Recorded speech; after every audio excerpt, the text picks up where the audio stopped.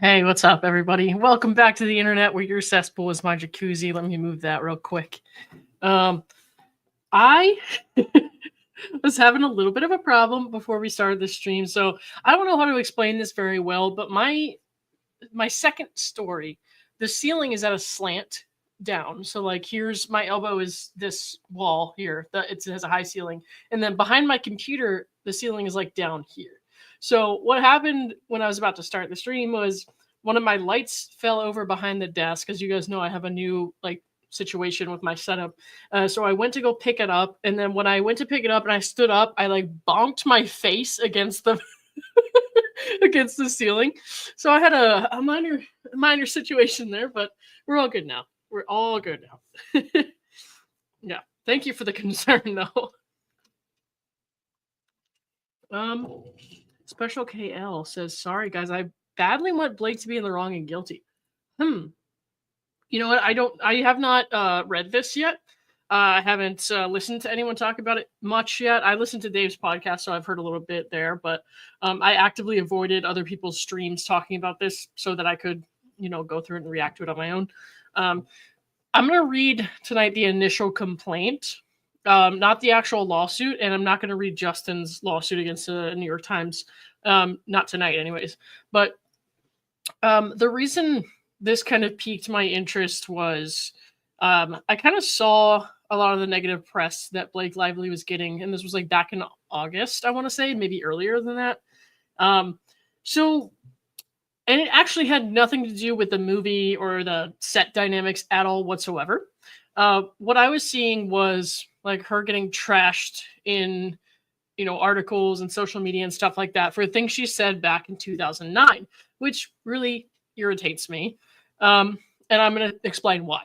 So you guys know that I try to speak up on topics that are difficult to discuss, such as like people who abuse the mental health system and people who fake having, thoughts of offing themselves and stuff like that. So one of those, tough topics is honestly telling people that they need to fuck off when they're like trying to burn someone at the stake for something they said in like 2009. It has been almost 20 years. It is not okay to try to like hurt everybody with stuff they said that was totally normal for like, it was like a total societal norm back at that time. So, and it really, you don't only really see it happen to celebrities because obviously no one's like combing through tweets from, Susie, the random on Twitter or whatever. But for Blake Lively or somebody like Justin Baldoni, they might. And that brought me actually to a deeper topic of, what constitutes actual, homophobia, transphobia, stuff like that. And I'm actually not going to talk about that tonight because I'm going to talk about the complaint. But in the members only stream tomorrow, that's what we're going to be talking about. I'm going to show you guys some examples of what I mean and how people abuse the terms. I feel transphobia, homophobia, racism. I feel like those terms are way overly used and abused. And it's taking away from the real meaning of it and the people's actual struggles. So that's kind of what got me into reading about this, was because I was seeing all those headlines. Let me show you what I'm talking about here. Okay. And, people will disagree with me. That's all right. That's all right. We can disagree. But this is how I feel about it. So, all right. So this was after, the movie came out. This was the second weekend after the movie came out. People were looking at her, old tweets and stuff like that, and they were saying they were digging up evidence for the cancellation or the Blake Lively hate train. They were going through all her old interviews and stuff like that. And these interviews that people were upset about took place from 2008 to 2012. So it has been, let's see, not a math person, 17 up to 17 years since this happened. That's ridiculous. And that's back from when she was like on Gossip Girl. And there's a term that people used to throw around a lot, which has now been deemed by an organization to be transphobic. But the thing is, if you declare something as transphobic in 2022 or 2021, you don't get to go back and punish people for saying it in 2008. To me, that's a little bit ridiculous. Because if you did that, then we would all be in hot water. And I don't agree with it at all. I don't think it's right to force people to apologize or force people to like face the consequences of things that happened in a different time when most people were saying this kind of stuff, right? So like people say words relating to gay people or words, that I don't necessarily like. But those things were considered normal back then. And so I don't hold that against people now, especially when they're trying to do better. So you guys can see here, she was saying the T word, and they're saying that confirms she's been annoying, entitled, culturally insensitive, mean girl. Like, I don't know, man. Those things, even if they are true, I don't think this is it. Like, I don't think this is the reason those things are true. That's how I feel about it. So, grandkids taxi. Hi, Lauren. People can be really snarky and don't care who they hurt. That's true. That's true. Okay. Gorilla BFF. Yes, the retroactive punishment mindset is witch hunting. People can learn and change and do better. I agree with that. And if somebody's like really like stuck with the times and like really had a change of heart and mind or open themselves up to learning why they should or shouldn't say some things, why should I punish them by then making them regress into apologizing for that when they've already grown up?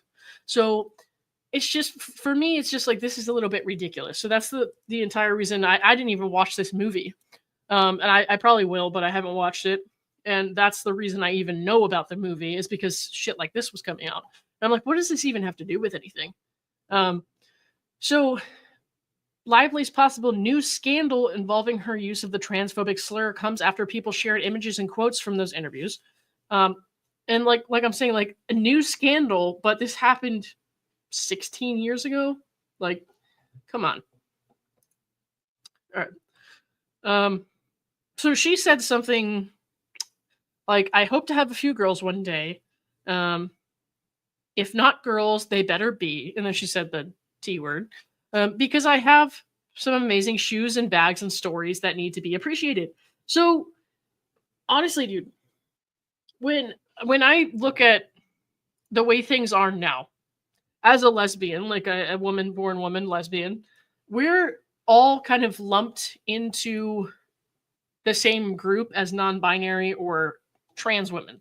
I'm just being honest. Like, and I don't think it's necessarily, it should be that way, because I think that I have a hard time relating to people because it feels like the kind of spaces that I used to really feel like involved in or feel encouraged by or feel at home in are now dominated by struggles that I don't relate to or don't understand.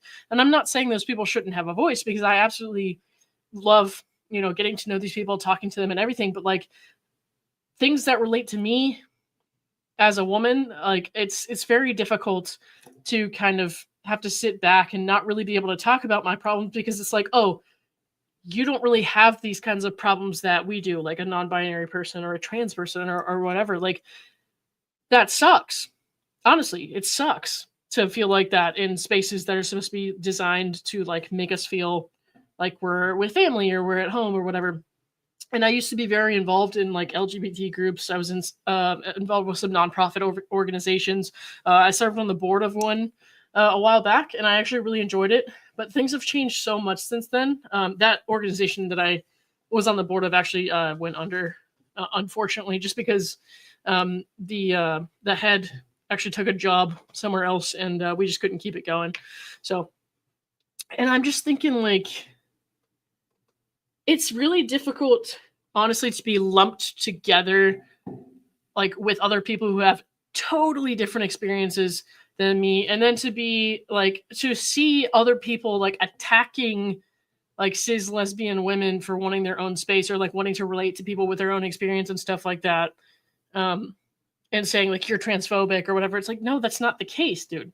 That's not the case. I just want to be able to talk about, what I've been through, what's bothering me, and see how other people who have the same experience have dealt with it and what they've been through and stuff like that. So like, it's really tricky because you can't say anything or you get chastised. But if you don't say anything, you can't find other people to relate to.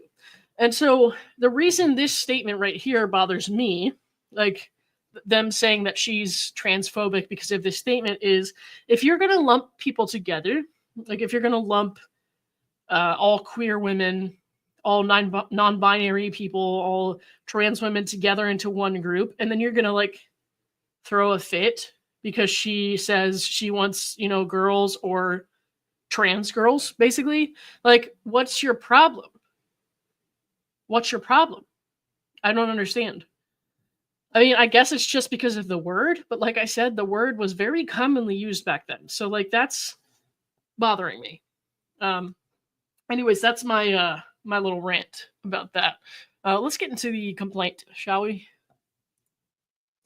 And not just my complaints. I mean the actual complaint that she filed. Has anybody read through these lawsuits yet? I mean, I'm sure a lot of you have.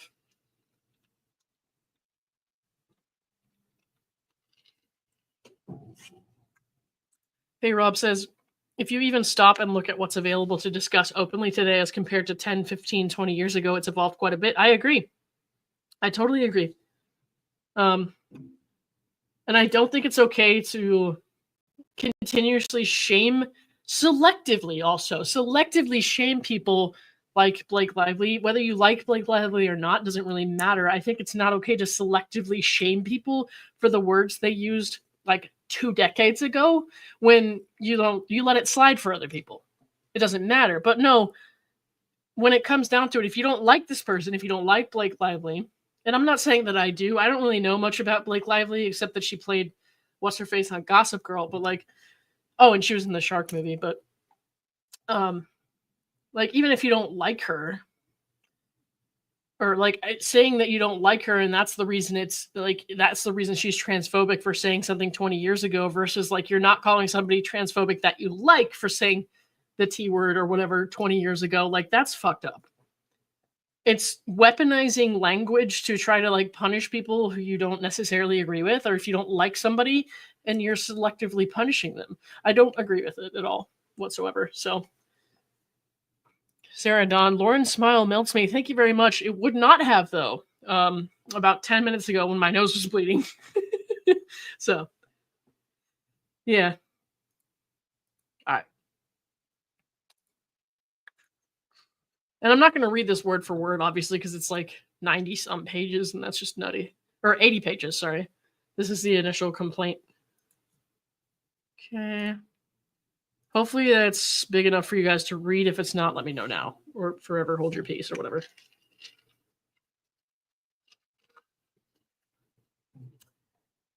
Hey, Rob says, hey, Lauren, that red circle thing on your couch scares me sometimes because when you looks like there's somebody standing back there. Red circle thing? You mean the cowboy hat? What are you talking about, bro? All right. Let's see. Okay. Sorry, one sec. All right. Like I said, I'm not going to read this word for word. We're going to go through some of it. So this was her initial complaint. She's talking about on January 4th, prior to resuming filming of the movie, an all-hands meeting was convened to address the hostile work environment that had nearly derailed production of the film. Okay, so we're going to read a little bit more about why that alleged hostile work environment almost derailed the film. And honestly, the post-film press has derailed the film, but, whatever.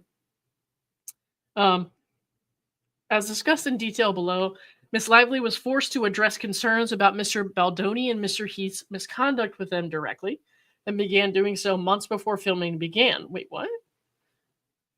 Huh. Okay. During the January 4th meeting, the parties discussed in detail the inappropriate conduct that Ms. Lively, her employees, and other cast and crew experienced at the hands of Mr. Baldoni and Mr. Heath. After the list below was reviewed and discussed in its entirety, all parties present agreed that the outlined conduct would cease. So I guess she was saying, like, this needs to stop before we resume filming. I'm going to zoom in a little bit. Okay, number 1, no more showing nude videos or images of women, including producer's wife. What? To Blake and or her employees. That's... what? Oh, God. Imagine, like, when we're reading this, imagine your boss or somebody, like, doing that to you, I guess.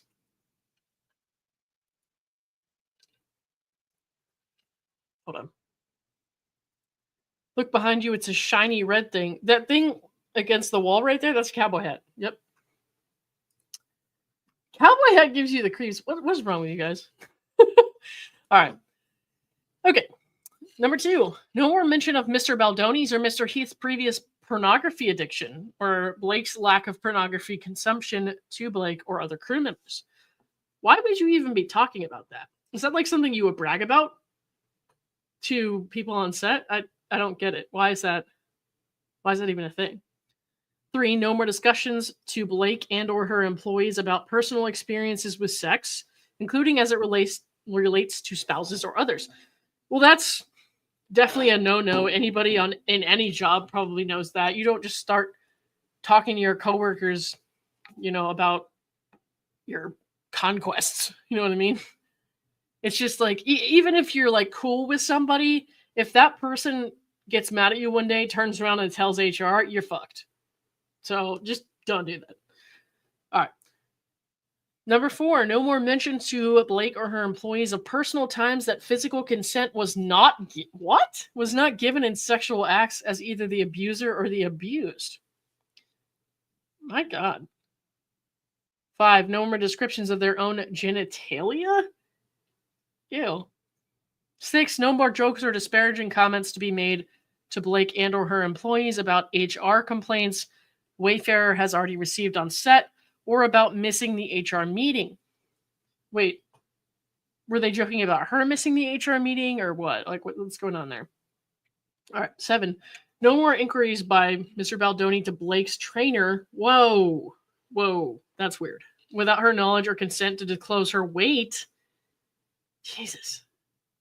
If that really happened, that's fucked. No more mention by Mr. Baldoni of him speaking to Blake's dead father? Pardon? What? Does anybody know the context of that? Because that is fucking weird. Jesus. My God. Okay. Not saying he's right, just that they both have very different versions of the story, so I wouldn't take it at face value. Yeah, I'm going to go over Justin's thing tomorrow. Tonight I'm just doing Blake's complaint. But yeah, I hear you. I get what you mean. All right. Let's see.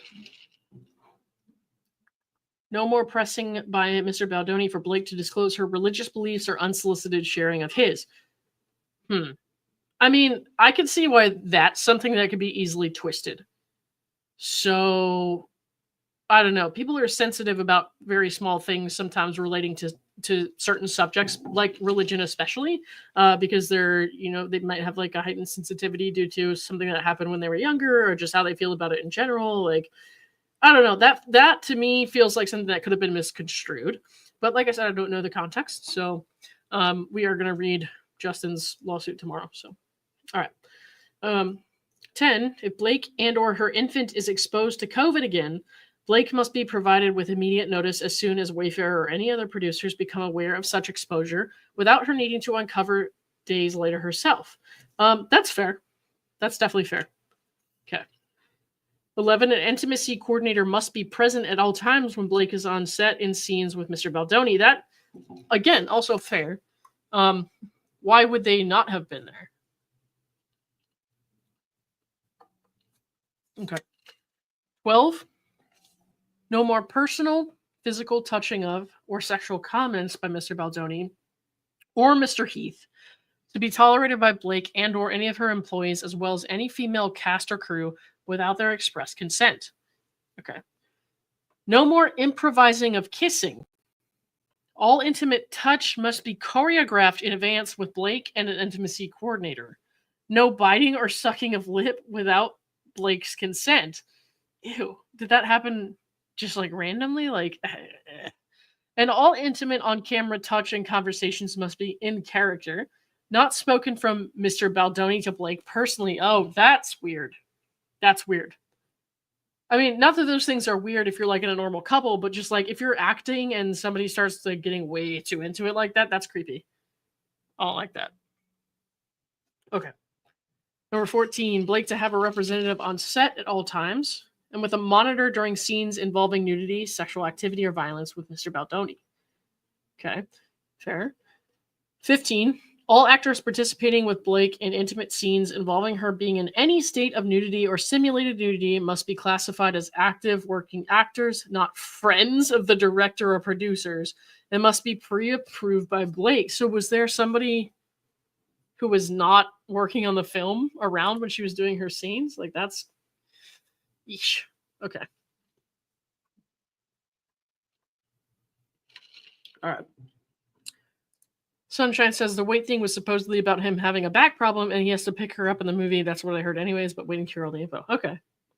Well, that's, that's one explanation. If that's true, then that makes sense.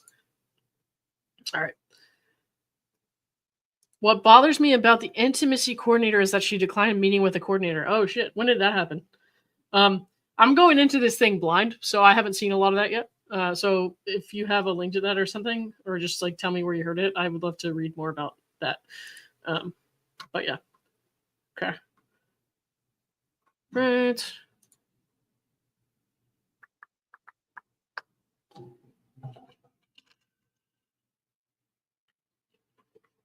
Okay. No more filming of any Blake nudity without a fully executed SAG-compliant nudity writer in place. And I know Omar did a stream earlier today about nudity writers, so that might be something to watch. Any such footage already shot without this writer in place and in direct violation of SAG requirements may not be used without Blake's and her legal representative's prior written consent. Any scene by Blake or another performer depicting the character of Lily that involves nudity or simulated sex must be conducted strictly in accordance with the above referenced nudity writer and must adhere to the Blake approved script. Okay. An intimacy coordinator must be on set for all scenes involving nudity and or simulated sex and must have a monitor to ensure compliance. Didn't we already get to that one? I feel like we already read that one. Maybe she put it there twice. I don't know. No monitors to be viewed or accessible on set or remotely during closed set scenes, except by Blake-approved essential crew and personnel. Okay, 20. No more entering, attempting to enter, interrupting, pressuring, or asking Blake to enter her trailer or the makeup trailer by Mr. Heath or Mr. Baldoni while she is nude for any reason. What? Wait, so that sounds like something that could have happened when they like go and try to, knock on the door or something or try to come in and talk to her and she just happens to be, not have any clothes on. I don't know. That's just my first thought there was like, maybe that was a misunderstanding. I'm not sure, but that sounds a little bizarre. All right. 21. No more private multi-hour meetings in Blake's trailer with Mr. Baldoni crying. With Mr. Baldoni crying, with no outside Blake-appointed representative to monitor. Wait, you can't, like... I mean, if they're not in scene, most people don't plan out their crying. So I'm going to say right now, like, if he's in her trailer crying, maybe something came up in a conversation and he got really emotional. Like, I don't know. Like, this just seems a little off to me. Like, this seems passive-aggressive, to be honest. Like, this just seems like she got annoyed by something and she's trying to make him look bad about the crying. I don't know. That's... Unless he was, like, in there crying constantly, like, every week or something, like, I don't see any reason to put this in here other than to embarrass him. But I wasn't there. So, I don't know, man. I don't know. Oh, man. All right. Blake was apparently breastfeeding, and Justin has proof that she invited him into her trailer while breastfeeding. Need more evidence on her side to refute this. Gotcha. Yeah, like I said, I'll read Justin's tomorrow, so I'm just kind of blind reacting to this one right now. But I appreciate all the info that you guys are giving me because it'll give me some context for tomorrow. But just, that one to me, there's a little bit of a red flag there to me. I don't know, man. That's just weird. So. All right. Let's see. So no crying in Blake's trailer, guys. You better not do that. All right. No more pressing by Mr. Baldoni to sage any of what? To sage any of Blake's employees? What the hell? All right. Producer Alex Sachs to be given standard rights, inclusion, and authority per her job description and is represented to BL when signing on. Okay. Sony must have an active daily role in overseeing physical production for the remainder of the film to monitor safety for cast and crew, schedule, logistics, problem solving, and creative. I don't know much about what goes into making films other than people are acting in front of the camera. So, like, I'm gonna be honest, I don't know if that's unreasonable or not. So I'm gonna gloss past that.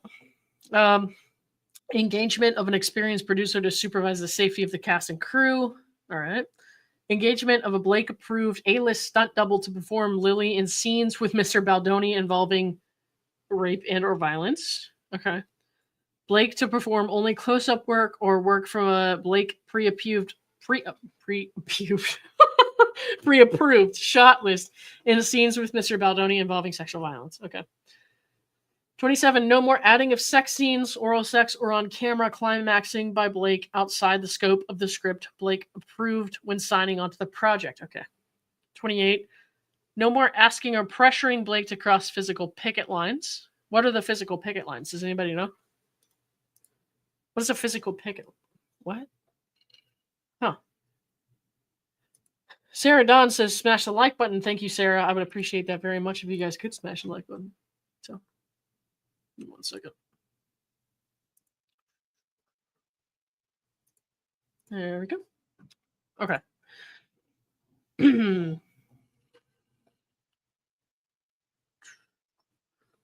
No more retaliatory or abusive behavior to Blake for raising concerns or requesting safeguards. And 30, an in-person meeting before production resumes with Mr. Baldoni, Mr. Heath, Ms. Sachs, the Sony representative, the new producer, Blake, and Blake's spouse, Ryan Reynolds, to confirm and approve a plan for implementation of the above that will be adhered to for the physical and emotional safety of Blake, her employees, and all the cast and crew moving forward. Okay. Now, let me zoom out a little bit. Hopefully that's good enough. Ariane says maybe during the writer's strike. Oh, I don't know, man. I don't know. A-pubed. That's obviously not what I meant to say. But I'm sure she would like him to be A-pubed, Miss Reggie, based on the rest of this complaint. When was this written? Was it during the writer's strike? I actually don't know.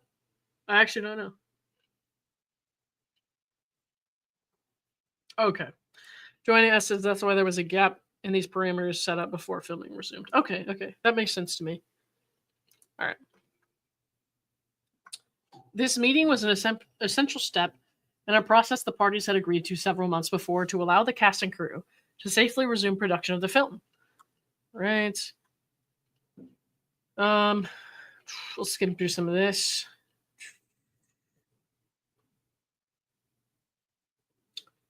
The parties agreed to implement and follow the protections for return to production and to ensure the film could be completed, marketed, and released safely and successfully. The release, obviously, there was some drama around that because there were already like gossip columns and stuff coming out with stuff like this, but none of it was really like this laid out, I don't think. Then we just knew there was conflict between them. At least I only followed it closely enough to know there was conflict between them, and like people were astroturfing Blake or whatever, or that she claims people were astroturfing her. I don't know if it actually happened or not, because maybe people just all had, like a lot of people just had the opinion that she, is not great. It is what it is. I think a lot of people don't like her.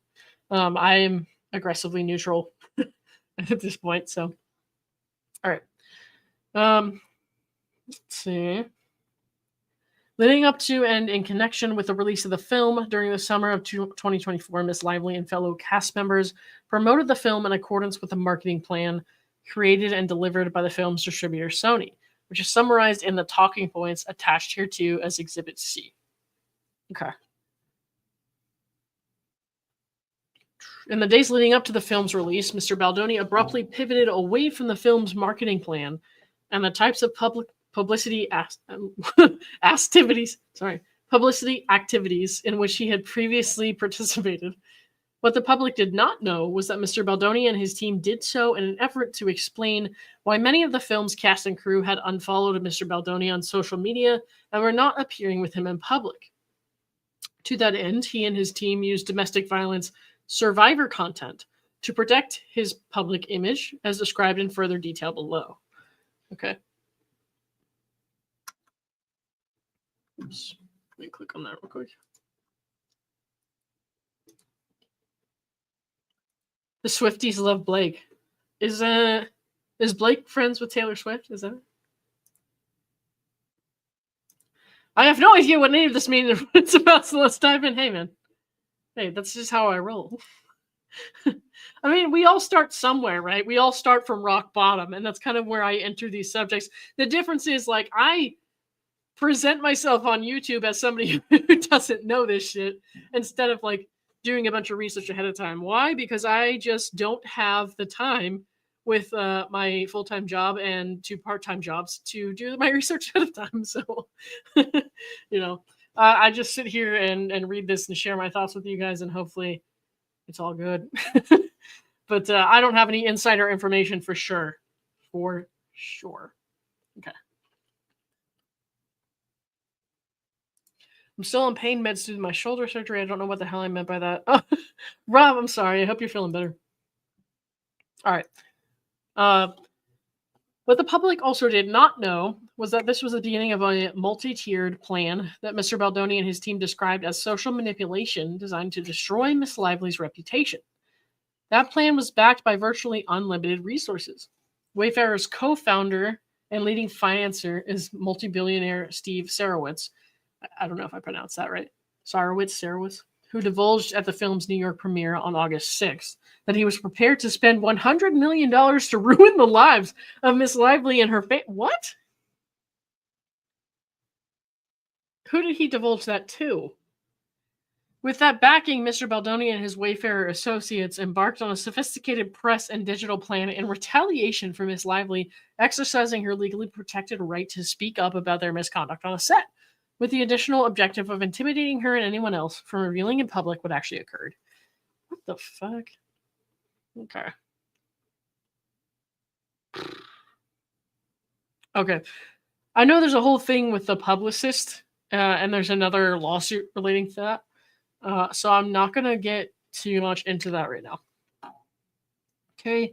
Here they're talking about astroturfing, which is publishing opinions or comments on the internet and the media, etc., that appear to come from ordinary members of the public, but actually come from a particular company or political group.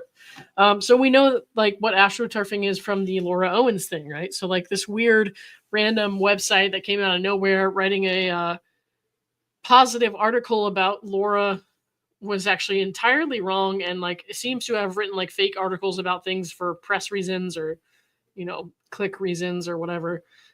So that's astroturfing. And if you don't know what the Laura Owens case is, I suggest you look into it. It's been pretty wild. All right. Let's look at this text real quick. Morning. This is from Justin. Morning. Not in love with the document they sent. Not sure I'm feeling the protection I felt on the call. Blake says, this is the first time I've personally gone through scenario planning with them, so I think let's let them discuss the thinking behind the document and the actual process and protocol of how they implement these things. That's the most important part of this, is how quickly they can shut things down and place stories in your favor. Be honest on this call, and let's give real feedback to each point. Okay. And he says, yeah, it just feels very much like there's not much defense, and also them feeling strong, like she's going to do something just a bit concerning what everyone had originally thought. Okay. Initially, Mr. Baldoni expressed concerns that Tag's written plan was insufficiently aggressive to protect him.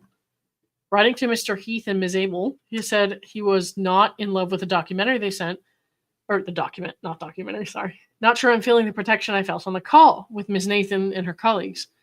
In response, Mr. Heath attempted to reassure Mr. Baldoni that they had found the right people for his campaign. In Mr. Heath's words, the most important part of this is how quickly they can shut things down and place stories in your favor. All right.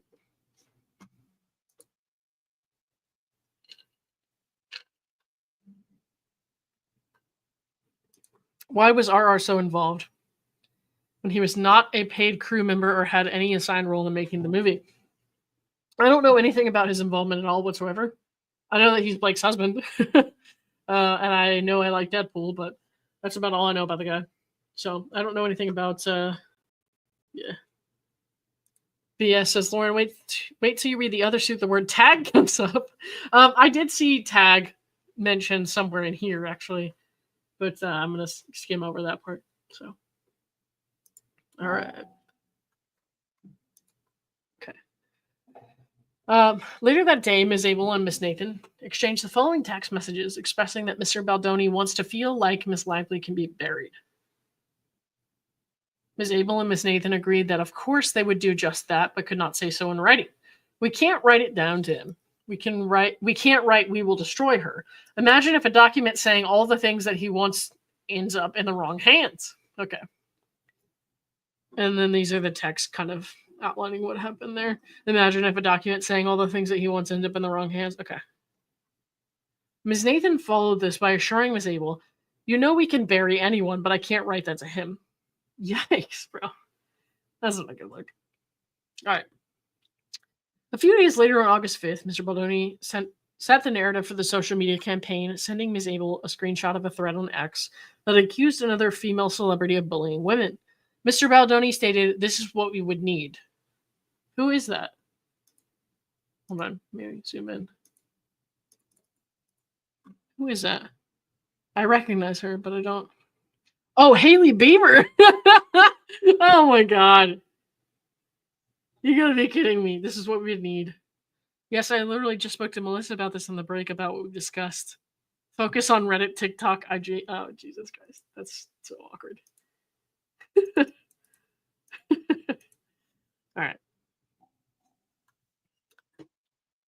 All right. In the weeks and months that followed, with the direction and approval of Wayfarer and Mr. Baldoni, the team engaged in sophisticated, coordinated, and well-financed retaliation plan. 18. The retaliation campaign relied on more than just publicists and crisis managers spinning stories. They also retained subcontractors, including a Texas-based contractor named Jed Wallace, who weaponized a digital army around the country from New York to Los Angeles to create, seed, and promote content that appeared to be authentic on social media platforms and internet chat forums. The Baldoni Wayfarer team would then feed pieces of this manufactured content to unwitting reporters, making content go viral in order to influence public opinion and thereby cause an organic pile-on. To safeguard against the risk of Ms. Lively ever revealing the truth about Mr. Baldoni, the Baldoni Wayfarer team created, planted, amplified, and boosted content designed to eviscerate Ms. Lively's credibility. They engaged in the same techniques to bolster Mr. Baldoni's credibility and suppress any negative content about him. Okay.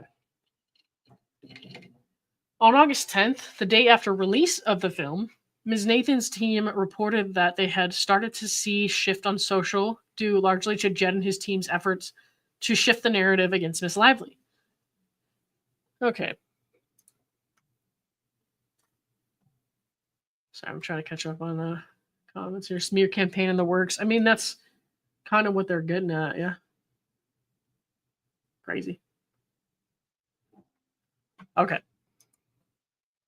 And the text says, hi team, so far extremely limited pickup on Daily Mailer page 6. We'll continue to keep an eye out and send pieces as needed, but so far it's been steady coverage on pure speculation. We've also started to see a shift on social, due largely to Jed and his team's efforts to shift the narrative towards shining a spotlight on Blake and Ryan. Again, we'll continue to send links and screenshots, but wanted to send an update in the meantime. Okay, that could mean anything, though. Shining a spotlight on Blake and Ryan. That could mean anything. The same day, Miss Nathan noted that as part of the shift, the majority of socials are so pro-Justin, and I don't even agree with half of them, LOL. Okay, but this one was at 1634, and this one is at 1635, so I guess this one happened first. Huh. But I don't know, that's kind of weird to me. It's a little weird. Ms. Nathan then bragged to Miss Abel that Mr. Baldoni doesn't realize how lucky he is right now, by which they were referring to their successful efforts to shut down stories that would have revealed how Mr. Baldoni's behavior, including sexual connotations on set, had made cast and crew beyond Ms. Lively uncomfortable. He doesn't realize how lucky he is right now. We need to press on him just how fucking lucky. The whispering in the ear, the sexual connotations like Jesus fucking Christ, other members feeling uncomfortable watching it. I mean, there is just so much. Why would you even write this in an email or text? Like, Jesus Christ. Knowing that this stuff could come out, why would you do that?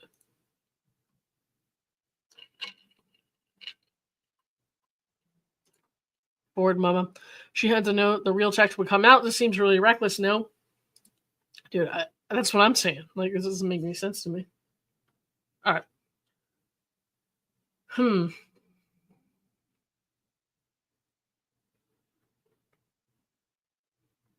Okay. Less than 1 week later, they again bragged about how they had shut down stories regarding HR complaints on set. Okay, she's saying, Jen, this went so well. I'm fucking dying. I have to call you later in a bit and tell you how this went. It was genius. So, okay, we have the 4 majors standing down on HR complaint. I think we are fine on that bit. That's a little sus. On August 16th, Ms. Nathan circulated a Daily Mail article entitled String of Hard-to-Watch Videos That Have Surfaced Following the Tone-Deaf Q&A to Promote It Ends With Us Could Tarnish 36-year-old star's Golden Hollywood image for good. To which Ms. Abel responded, wow, you really outdid yourself with this piece. And Ms. Nathan replied, that's why you hired me, right? I'm the best. Oh, man. Is Blake Lively set to be canceled? String of hard-to-watch videos that have surfaced following tone-deaf Q&A. Okay, yeah, so that's the BuzzFeed article. I think it's BuzzFeed, yeah. Okay. More text there. We're talking more about the social manipulation here. All right, now here is the factual background, which is something I'm probably going to skim through a lot. Talking about Mr. Baldoni launched Wayfarer Studios. More about Justin. Okay. During that time, Ms. Lively and other cast and crew experienced invasive, unwelcome, unprofessional, and sexually inappropriate behavior by Mr. Baldoni and Mr. Heath. Because Mr. Baldoni and Mr. Heath held all leadership positions of the production, they answered to no one and brushed off or ignored the concerns Ms. Lively and others expressed. Mr. Baldoni ignored well-established industry protocols in filming intimate scenes and exploited the lack of controls on set to behave inappropriately. Okay. She's talking more about Wayfarer. Wayfarer failed to adhere to guild rules. Okay. Mr. Baldoni improvised physical intimacy that had not been rehearsed, choreographed, or discussed with Miss Lively, with no intimacy coordinator involved. For instance, Mr. Baldoni discreetly bit and sucked on Miss Lively's lower lip during a scene in which he improvised numerous kisses on each take. Mr. Baldoni insisted on shooting the full scene over and over again, well beyond what would have been required on an ordinary set and without advance notice or consent. Oh, Jesus Christ. Well, if he insisted on shooting it over and over again, I feel like you probably know the choreography by then, right? If it's always the same. I don't know. Like, I don't know much about how they choreograph these things. Like, how far do you choreograph these things on set? Like, is every second of every intimacy scene, like kissing scene, whatever, is that like scripted out? Like, I don't know. The biting and the sucking thing is a little weird. To me, I don't know. It's a little weird. So, let's see. Gorilla BFF. If I was an actress, I'd probably be considered difficult because I don't want to say stupid lines, etc. Okay.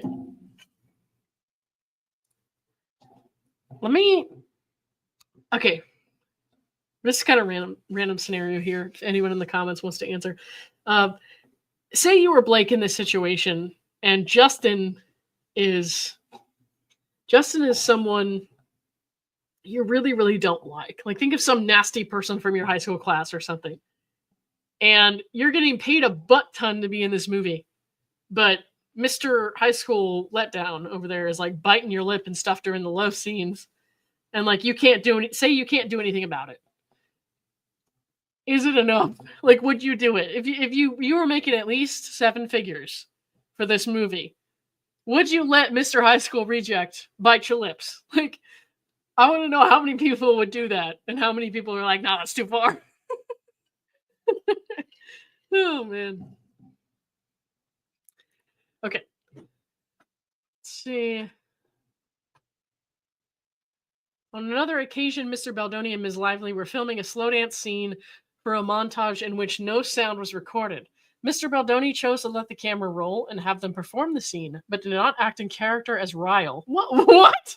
Instead, he spoke to Miss Lively out of character as himself. How do you know? Did he explicitly say, like, I'm Justin now? Did he say, hey, baby, do a spin for me? Surprise, I'm Justin now. Like, what? How the fuck did that go? What?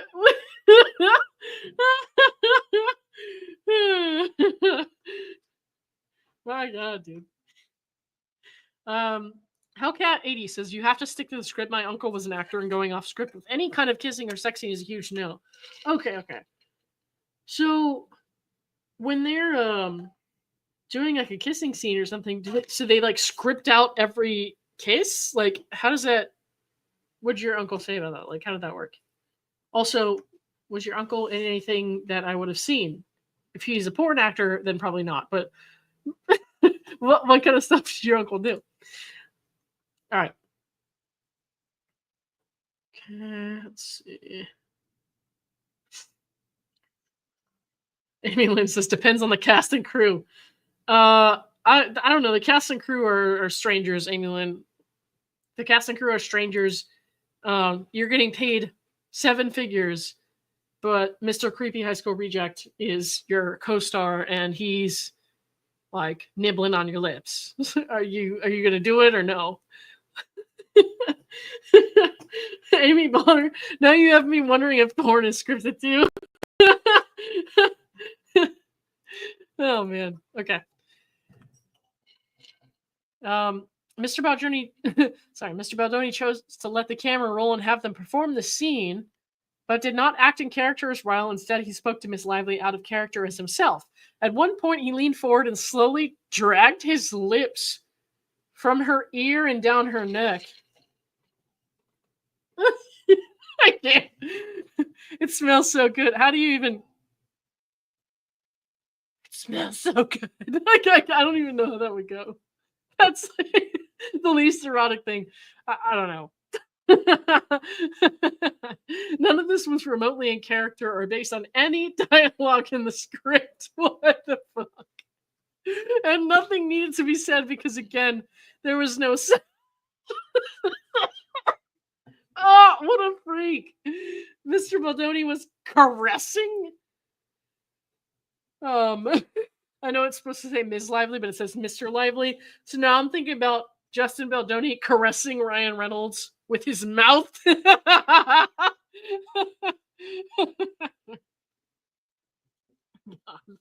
When Miss Lively later objected to this behavior, Mr. Baldoni's response was, I'm not even attracted to you. Oh, what a nice guy response. Oh, man. Christine Hayden, Lauren talked to Dave Neal. He was on Gossip Girl. Oh, Dave mentioned that he came onto my New Year's Eve stream and he was talking about that a little bit. So that was cool. Amy Lynn says, I'd caress Ryan Reynolds with my mouth. Okay, well, Mr. Lively is not present on this theoretical film set, Amy. So, Amy Lynn, so we're just going to have to settle for High School Reject. All right. Hellcat80 says, yes, they have the kisses rehearsed and what they expect you to do. He was in Baywatch Nights, but nothing too crazy. Okay, cool. I had no idea. It's pretty sweet. I love when Lauren cracks herself up. Well, it happens a lot. Mr. Baldoni was caressing Ryan Reynolds. Okay, anyways. B. There's a B to this one. Mr. Baldoni inserted improvised gratuitous sexual content and or scenes involving nudity into the film. What? Including for an underage character. Ew. In highly unsettling ways. I don't know what that's about. I need to watch the movie, guys. I'm going to watch it. I'm going to watch it tomorrow. I'm going to give the movie a review, actually. Let's do that. I'll give the movie a review tomorrow. After Miss Lively signed on to the movie based on a draft of the script, Mr. Baldoni, without Miss Lively's knowledge of consent, personally added graphic content, including a scene in which Miss Lively was to orgasm on camera. Okay. When Ms. Lively objected to these additions, Mr. Baldoni insisted he had added them because he was making the film through the female gaze. Through the female gaze? Right here, buddy. Right here. And that's not necessary. Thank you very much. The female gaze. Thank you. Although he agreed to remove the scenes, he made a last-ditch attempt to keep one in which the couple orgasmed together on their wedding night, which he said was important to him because he and his partner climaxed simultaneously during intercourse. First of all, I didn't need to know that, sir. Second of all, the female gaze do not need this. The female gaze does not need this. So...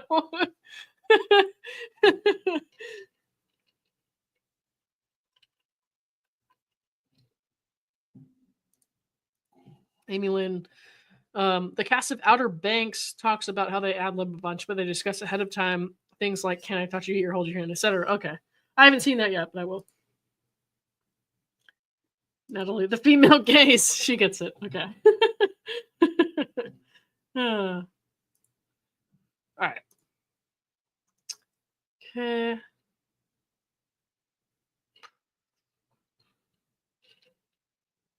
Mr. Baldoni then intrusively asked Miss Lively whether she and her husband climaxed simultaneously during intercourse, which Miss Lively found invasive and refused to discuss. Okay. Moving on. On the day of shooting the scene in which Miss Lively's character gives birth, Mr. Baldoni and Mr. Heath suddenly pressured Miss Lively to simulate full nudity, despite no mention of nudity for the scene in the script, her contract, or in previous creative discussions. Mr. Baldoni insisted to Miss Lively that women give birth naked and that his wife had ripped her clothes off during labor. Oh shit, what? He claimed it was not normal for women to remain in their hospital gowns while giving birth. Miss Lively disagreed, but felt forced into a compromise that she would be naked from below the chest down. Lord help me. If I ever have a baby, I'm keeping that gown on. No. Hell no. Oh, man. This is just talking more about the birth scene. Okay. To add insult to injury, Mr. Heath approached Ms. Lively and her assistant on set and started playing a video of a fully nude woman with her legs spread apart. Ms. Lively thought he was showing her pornography and stopped him. Wait, Mr. Heath explained that the video was his wife giving birth.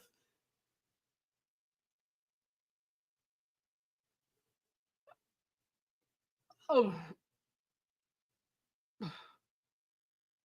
What? That's bizarre. That's so bizarre. Okay. Mr. Baldoni added a detailed scene to the film in which the underage version of Ms. Lively's character, Lily, loses her virginity. In both the book and script for the film, there was no sex scene. Instead, the details about this moment were left to the audience's imagination. But Mr. Baldoni added in considerable details, including both dialogue between young Lily and her boyfriend Atlas about the loss of her virginity, as well as a simulated sex scene in which Mr. Baldoni filmed and included in his initial cut of the film a close-up of young Lily's face, accompanied by an audible gasp at the moment of penetration.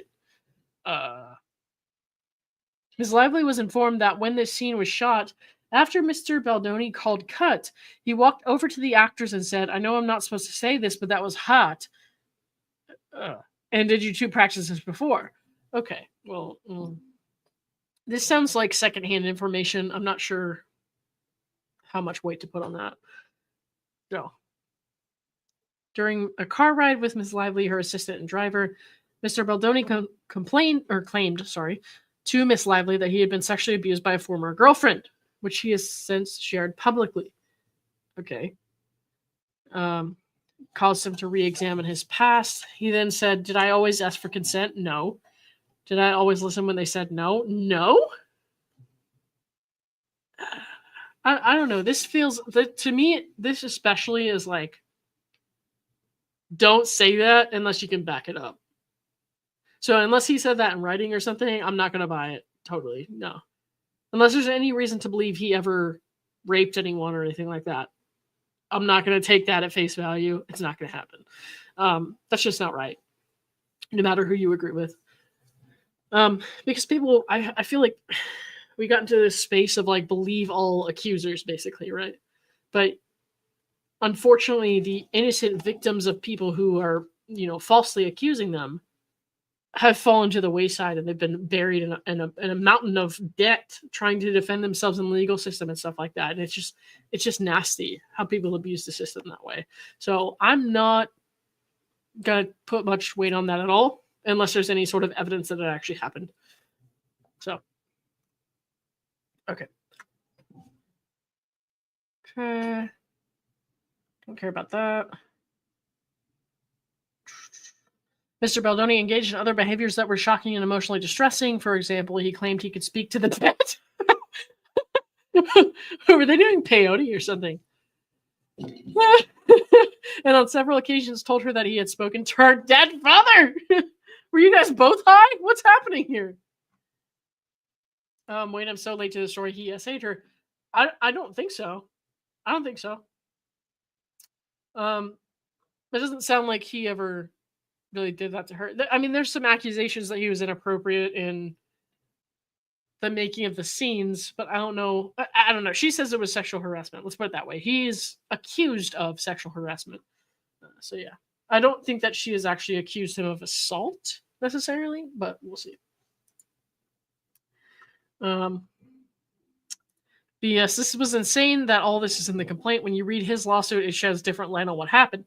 I'm looking forward to it. I'm going to read that part tomorrow. So, Ariane Fowler, does his wife know he's sharing that video? I'd be outraged. You mean the Mr. Heath and his wife's giving birth video? Apparently, no. From what I read up there, he just said she's not weird about this stuff. So yeah, that's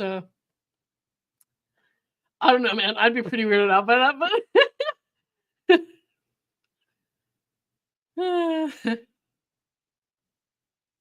okay. Sorry, I was answering a text. Okay. Sunshine says, because if we don't have any depositions from all these people who supposedly witnesses, we have no idea if any of it really happened. I agree. So, all right. Mr. Baldoni objectified Ms. Lively and other women by commenting on or criticizing their bodies as sex objects. He often referred to women in the workplace as sexy. I guess it's a little weird if it actually happened, but I don't know. When they expressed discomfort, Mr. Baldoni would deflect or try to pass it off, which undermined Ms. Lively and others' concerns. Okay. For one example, Ms. Lively observed he told a female cast member that her leather pants looked sexy when she arrived to the set. When she rebuffed his comment because she was uncomfortable, rather than apologizing, he brushed it off with, "I can say that because my wife is here today." Okay. Jesus Christ. Okay. Skip that one. No. Well, as a result of Mr. Baldoni's behavior on May 29th, another cast member lodged a sexual harassment complaint about Mr. Baldoni's gross and unwanted comments towards her and others. Okay. Well, on the one hand, Mr. Baldoni was objectifying Ms. Lively as a sex object. On the other hand, he went out of his way to message criticism of her age and weight, neither of which she could change during filming. On the second day of filming, for example, Mr. Baldoni made the rest of the cast and crew wait for hours while he cried in Miss Lively's dressing room, claiming social media commentators were saying that Miss Lively looked old and unattractive based on paparazzi photos from the set.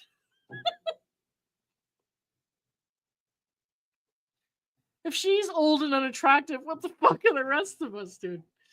Oh, man.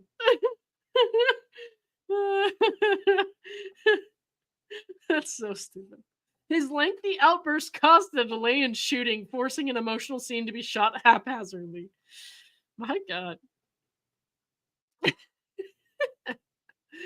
Okay, so tried to have a meeting about that. It turned into yet another violation. Rather than an ordinary meeting time and place, Mr. Heath arrived unannounced at Ms. Lively's hair and makeup trailer while she was topless and having body makeup removed by a makeup artist. Okay. Ms. Lively told Mr. Heath that she was almost done and they could meet once she was clothed. Mr. Heath, however, insisted that if she didn't allow him into her trailer to speak to him at that moment, then there would be no meeting with the other producers. Ms. Lively reluctantly agreed, but asked that Mr. Heath keep his back turned. A few minutes into the conversation, Ms. Lively noticed that Mr. Heath was staring directly at her while she was topless. Could she not, like, cover up a little bit with a towel or something? Like, I don't know, man. I mean, yeah, it's weird. It's weird. But still, could she not have... I don't know. When she called him out, Mr. Heath brushed it off as a habit of wanting to look at a person while speaking to them, which, honestly, I feel like that's fair. I do. But this is just a weird situation. So if I were that guy and I was like, we have to meet now, there's no other, time to do this, or, we can't do this or that if we don't do this now, I would, like, turn my back to them so hard, like, I would blend into the walls. Like, you would never see my eyeballs. Like, I do not want to make anyone feel uncomfortable. I'm awkward as shit. I don't know, man. So, like, it's 50-50 on that one. Because I get it, you want to look at somebody while you're talking to them, but at the same time, it's a little sus. I don't know.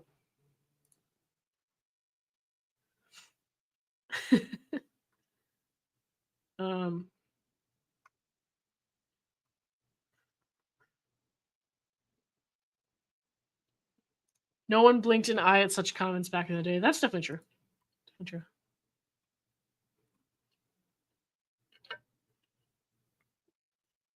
Weird to call people sexy in a work environment. Yeah, that's. I don't even know how I would react to that, to be honest. So, okay. All right. Throughout filming, Mr. Baldoni and Mr. Heath invaded Ms. Lively's privacy by entering her makeup trailer uninvited while she was undressed, including when she was breastfeeding her infant child. Ms. Lively often had to work while breastfeeding, which she felt comfortable doing so long as she was given the time and space to cover herself. She did this frequently because she was not getting breaks to feed her baby, but Ms. Lively did not expect or consent to anyone entering her private spaces while topless, exposed, and vulnerable with her newborn, or during body makeup application or removal. Okay. Criticizing her body and weight.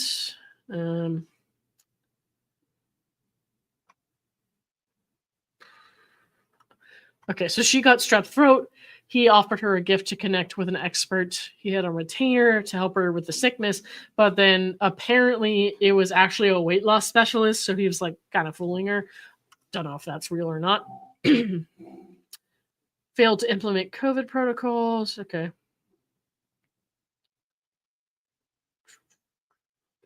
Okay. Let's move past this. Told a representative of Sony that she wanted to file an HR complaint about Mr. Baldoni's and Mr. Heath's misconduct.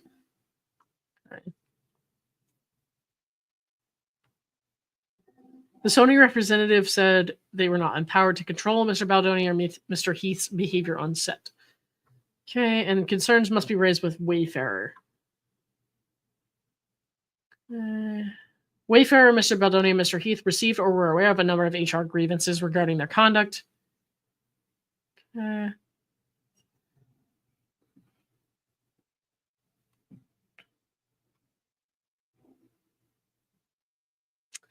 Wayfarer failed to investigate those reports or otherwise institute protections for the cast. Mr. Baldoni, Mr. Heath, and Wayfarer engaged in harassing conduct. Okay. The parties negotiated contract writer regarding Mr. Baldoni's and Mr. Heath's conduct on the set of It Ends With Us. Okay. Writers Guild of America on May 2nd, made up of 2 American labor unions, went on strike. Okay. The film temporarily halted.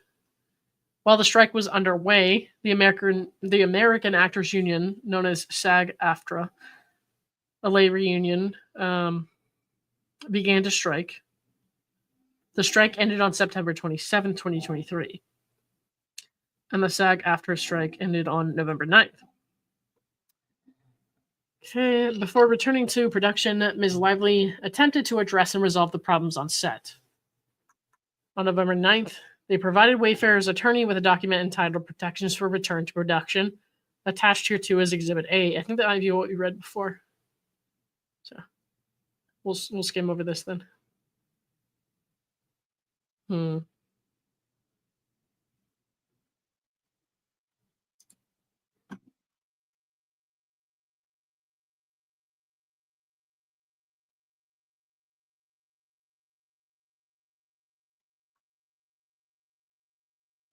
Oh, this was definitely around the writer strikes. It was definitely during the strikes. So, sorry guys, I'm trying to make sure I'm not ignoring your comments. But hold on, let me continue reading. We'll keep going past this because we read all that. I'll do that. Okay. Production of the film resumed on January 5th, 2024 and concluded February 9th, 2024. In connection with the film's public release, Ms. Lively and the rest of the cast actively promoted the film in accordance with the marketing plan for the film. Attached here to is Exhibit C. Okay. They promoted the film in accordance with the talking points and marketing plan. Mr. Baldoni publicly embraced the marketing plan. Huh. Okay. Sure. What's the problem there? I don't see any problem. In advance of the release of the film, nearly all cast members chose to appear in public separately from Mr. Baldoni, given his on-set behavior. Have any of the cast come out and said that? I'm just curious. Because I haven't seen that, but it doesn't mean it doesn't happen. I just might not be looking that closely. Let's see. Okay. At that point, Mr. Baldoni pivoted away from the film's marketing plan to explain his absence from the rest of the cast. He shifted his focus away from a message of female triumph to instead capitalize on female trauma. After the film's premiere, Mr. Baldoni changed his Instagram profile, canceled lighthearted social media posts, and instructed his team to look for survivors' reactions and support, all in an effort to quickly shift his own public narrative to focus solely on survivors and domestic violence organizations. I don't know. Those are all things that somebody could do if they were actually passionate about that kind of activism. So I don't want to be too quick to judge there. Ms. Abel cautioned Mr. Baldoni that this shift might be too drastic too soon. Still, Mr. Baldoni insisted on a TikTok strategy that his promotional activities for the film should seek to amplify what he describes as survivor content. Okay. Again, I mean, that doesn't really, in and of itself, stand out as a huge red flag to me. Okay. By repositioning Mr. Baldoni's marketing of the film on information and belief, Mr. Baldoni hoped to create the false impression that he had chosen not to appear alongside other cast members. Okay. Mr. Baldoni and his team formulate a retaliatory plan. Wayfarer knew the details of Ms. Lively's and others' concerns, the HR complaints raised regarding Mr. Baldoni's and Mr. Heath's behavior, Ms. Lively's contractual writer, and the January 4th meeting to discuss their behavior. Okay. As early as May 2024, Mr. Baldoni told his team that they needed a plan to get ahead of the claims against him in the event they were to go public. Specifically, Mr. Baldoni wrote, "Just want you guys to have a plan. Plans make me feel more at ease." Okay. All right. Mr. Baldoni texted his publicist that Ms. Lively's husband had blocked him on social media, stating, "We should have a plan for if she does the same when the movie comes out." Okay, that's fine. I mean, that's fair, though. Like, a major celebrity blocked him on social media based on what his wife was saying. Now, if what his wife was saying was true, justified. If he believes like what she was saying to him was not true, then I understand why he would be defensive and want to prepare for that. That makes a lot of sense. Celebrities especially have to kind of think ahead onto stuff like that. It doesn't necessarily mean they're a bad person. It just means they have to protect their image when they don't get along with somebody who has a lot of influence. And, you know, I get it. I get it. Okay, we're going to skip past this stuff. Marketing stuff. I'm good. Wayfarer engages Melissa Nathan and the agency group on behalf of Mr. Baldoni to launch a retaliation campaign against Miss Lively. I'm going to skim through this stuff because it's all about the social media and articles and stuff. Hang on. It's about press stuff. So, okay. Here's about the retaliation scheme. All right.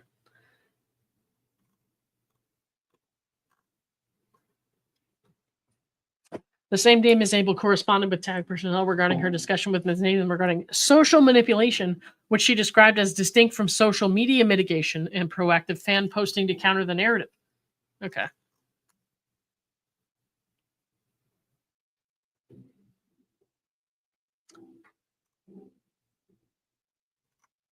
On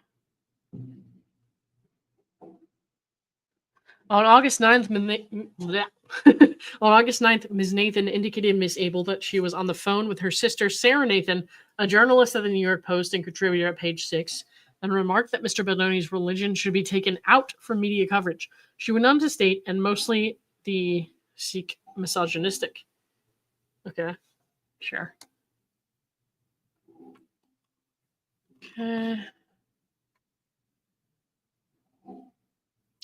The following day, Ms. Abel stated that the narrative online is so freaking good and fans are still sticking up for Justin. And there literally has been no pickup of those two articles, which is actually shocking to me. But I see this as a total success, as does Justin. You did such an amazing work.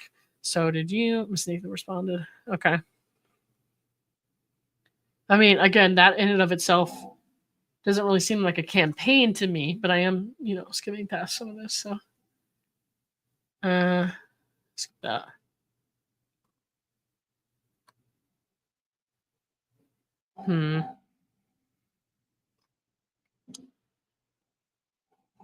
This like back and forth between other people is something that I'm just like, I'll read it, but not here. No, not on camera. I'll just like read it when I'm being boring by myself. Okay.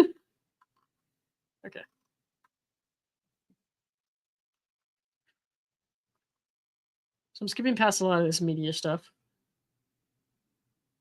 The very same day, Miss Nathan sent an article from the Daily Mail entitled, "Is Blake Lively Set to be Cancelled?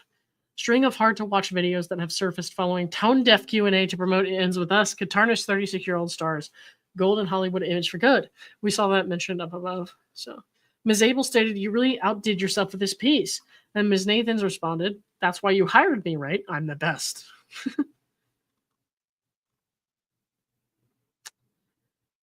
Okay.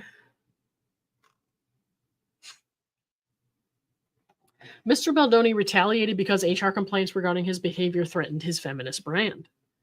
On information and belief, Mr. Baldoni was desperate to suppress any suggestion that he engaged in inappropriate conduct, much less sexually harassing conduct, because it would entirely undermine his carefully curated public image as a feminist ally. In 2017, Justin Baldoni presented a TED Talk entitled "Why I'm Done Trying to Be Man Enough." Mr. Baldoni challenged men to be man enough to stand up to other men when they hear locker room talk, when they hear stories of sexual harassment. Mr. Baldoni asked listeners, "Will you actually stand up and do something so that one day we don't have to live in a world where a woman has to risk everything and come forward to say the words, 'Me too'?" Okay. During the TED Talk, Mr. Baldoni displayed numerous screenshots of media coverage of himself from various sources as examples of his decision to use his social platform as kind of this Trojan horse, wherein he could create a daily practice of authenticity and vulnerability. Mr. Baldoni then claimed, "The response has been incredible. It's been affirming. It's been heartwarming. I get tons of love and press and positive messages daily." Okay. So, what's your point?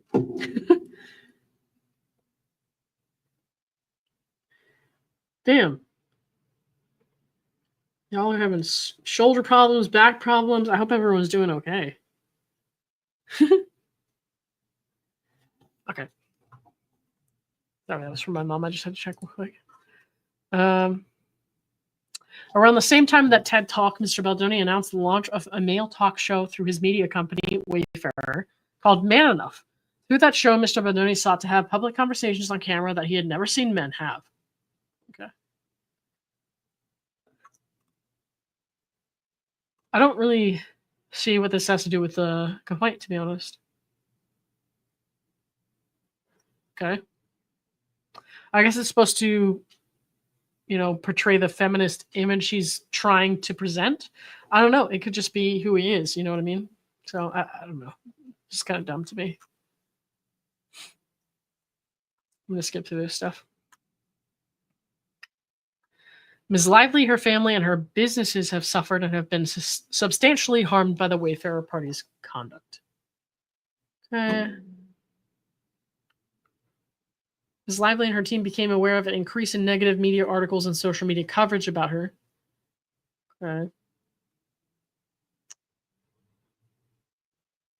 Nearly decade-old interviews of Ms. Lively were surfaced, commenting on her tone, her posture, her direction, her language. So this is what we were talking about at the beginning of the stream.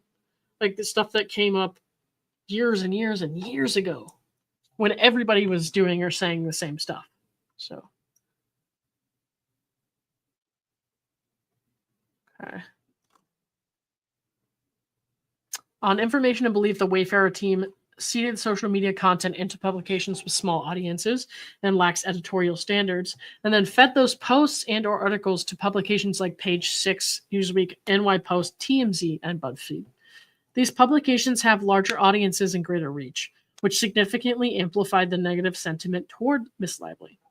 Content from low-influence sites was often linked or referenced in articles on these high-influence platforms. It's just talking more about the social media campaign, the alleged one. Would to discredit and bury her in retaliation for reporting her concerns about harassing and unsafe conduct. Okay. When it became clear this media blitz was the result of an intentionally seeded, cultivated, and financed campaign against her, Ms. Lively began to experience mental, physical, professional, and financial harms that continue to this day. Okay. The effects of Ms. Lively's professional life were immediate and substantial. Given the ongoing nature of the campaign and the associated negative public sentiment, Ms. Lively did not believe she could proceed with public appearances or events without being forced to openly discuss what happened on set. For example, Ms. Lively canceled a critical target corporate event for her hair care company, and she backed out of her scheduled role to host the premiere episode of the 50th anniversary season of Saturday Night Live in September 2024. Okay, with the SNL thing especially, like that doesn't really have anything to do with Justin or what he did. Even with the campaign and negative public sentiment she alleges, if she backed out on her own, I don't think those two things are related. If they encouraged her to back out and said, like, we don't really want you to do this, that's a different thing. But if she just backed off because, like, she didn't feel like it, she was going through a lot, like, I don't know, that kind of seems like, I don't know, it could be anything going on with her that would lead her to do that. So, like, I don't think it's really fair to correlate those things. But, you know.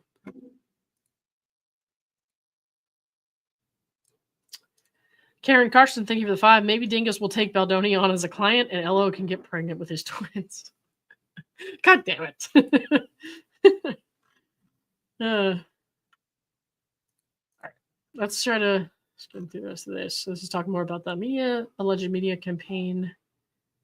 Okay. These are the exhibits.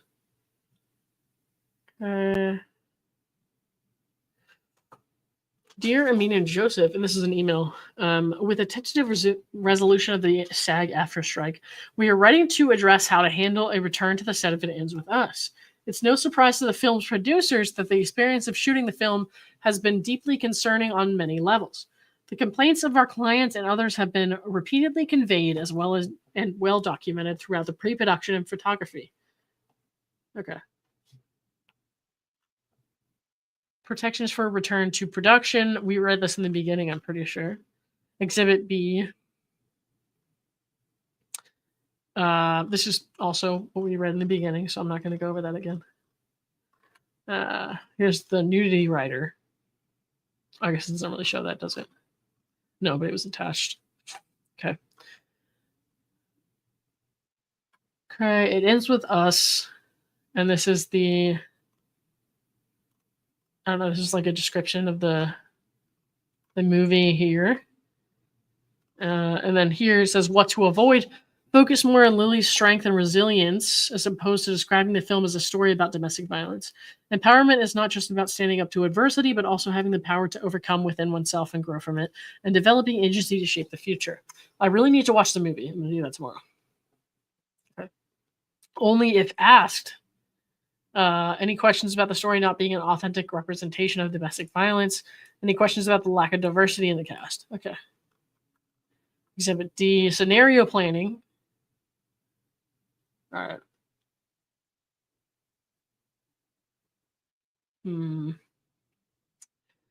Though there are several potential scenarios at play here, which we should be prepared for, should Blake and her team make her grievances public via a blatant story or subtle leak.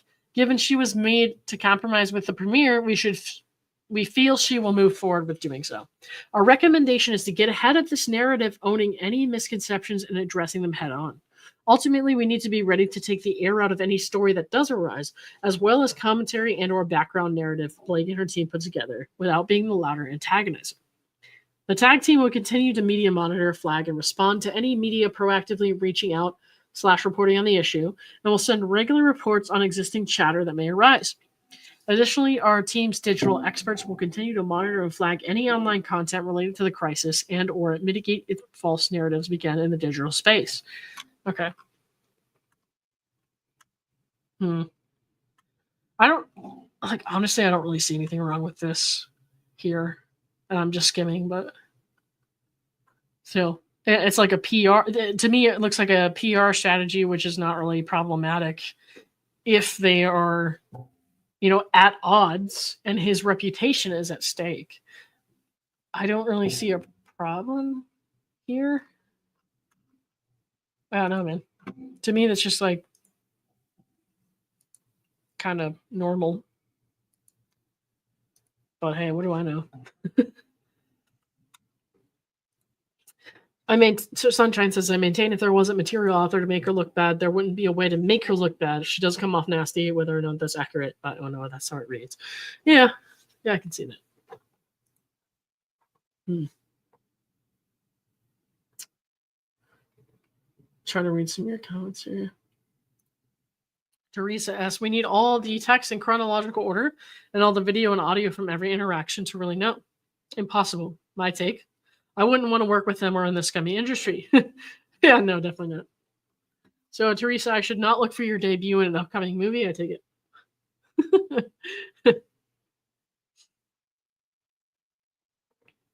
All right. Well, I'm pretty much done cracking myself up for one night, guys. Any questions, comments, concern, let me know now. Like I said, I'm going to watch the movie tomorrow. I'll do a little review of it. Not live, but I'll do like a recap. And then either tomorrow night or the next night, we'll read Justin's lawsuit. And then I also have a members-only stream tomorrow, which is going to be kind of interesting. So I'll keep you guys posted on that one. Check my page on Twitter or on the YouTube community page for more info tomorrow. And I will, talk to you guys soon. So thanks, everybody. I'll see you later. I'm behind the scenes kind of girl. All right. Thank you, guys. Bye.